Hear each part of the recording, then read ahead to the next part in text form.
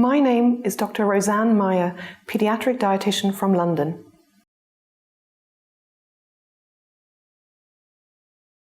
There is no universally accepted definition for faltering growth. This often causes great confusion. Malnutrition and undernutrition are often used interchangeably. However, faltering growth is as a result of undernutrition. The most common definition used for faltering growth is a 2 centile drop in weight over more than 1 month period, or a more than 1 standard deviation drop over the same period of time. Whereas malnutrition, as defined by the World Health Organization, is a weight for height or a height for age below -2 standard deviation. Whatever definition you may use, the principle remains the same, that faltering growth is a term used to pick up a downward trend in growth for that specific child.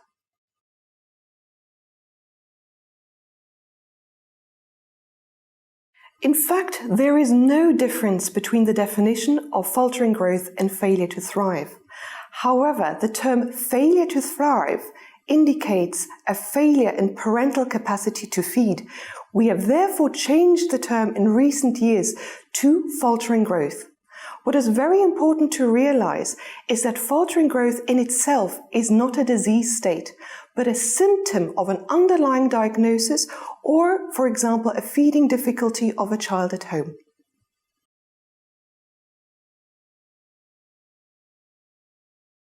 It is important not to wait to start managing faltering growth. As soon as it is picked up on either the growth charts or using the standard deviation, you should start nutritional management. This is for 2 reasons. The first one is that you prevent later life consequences, and the second one is that you reduce parental anxiety.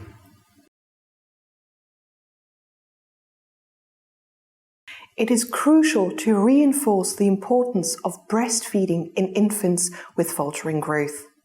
If breastfeeding is not sufficient, you may consider top-up feeds. These may include a high energy and protein feed, or you may also want to swap the existing standard formula to a high energy and protein feed. These high energy and protein feeds are designed to comply with the recommendations by the World Health Organization and provide the ideal energy-protein ratio for catch-up growth.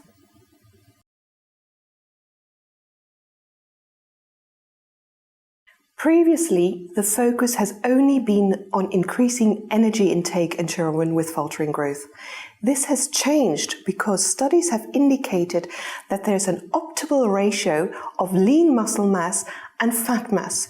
The World Health Organization estimates this at around 70% for lean muscle mass and around 30% for fat mass.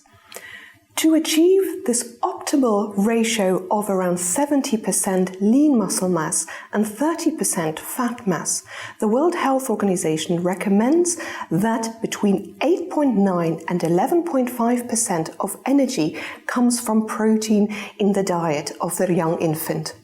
If the child is stunted, you may actually require 15% of energy to come from protein in the child's diet.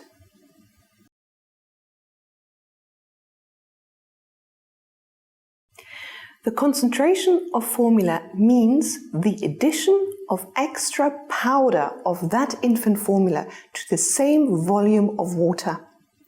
What happens is that you do increase the energy and protein within that formula. However, although the energy and protein increases in the formula, the ratio of protein provided within that formula is still not optimal, and it remains at around 8%, which is below the recommended 8.9 to 11.5% for optimal catch-up growth. In addition to that, the concentration of feed increases the osmolality, which in turn may lead to diarrhea and vomiting. There have also been studies looking at the accuracy of concentrating the formulas at home, and many of the parents count the scoops wrong and therefore increase the concentration beyond what is safe and recommended.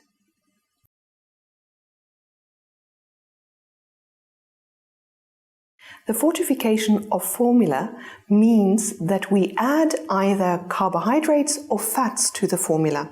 This can be done either using oil or sugar, or can be used with specific modular products. The impact of fortification is in particular on the protein-energy ratio. It reduces the energy provided by protein to below 6%, which does not comply with current guidance on optimal catch-up growth. This is that optimal catch-up growth can only occur if protein is provided at between 8.9 to 11.5% of the total energy. In addition, it may also increase the osmolality of the feed, which may then lead to diarrhea or vomiting. It may also lead to bacterial contamination in a population that is already vulnerable to infections. Lastly, but most importantly, you need to take into account the burden on the families to ask them to make these additions at home. One also needs to question the accuracy of these additions.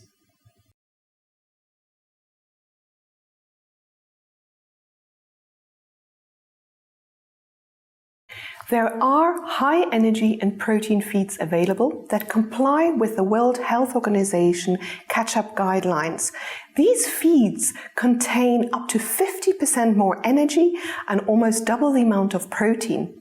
In addition to that, they also have optimal amounts of vitamins and minerals that are involved in catch-up growth.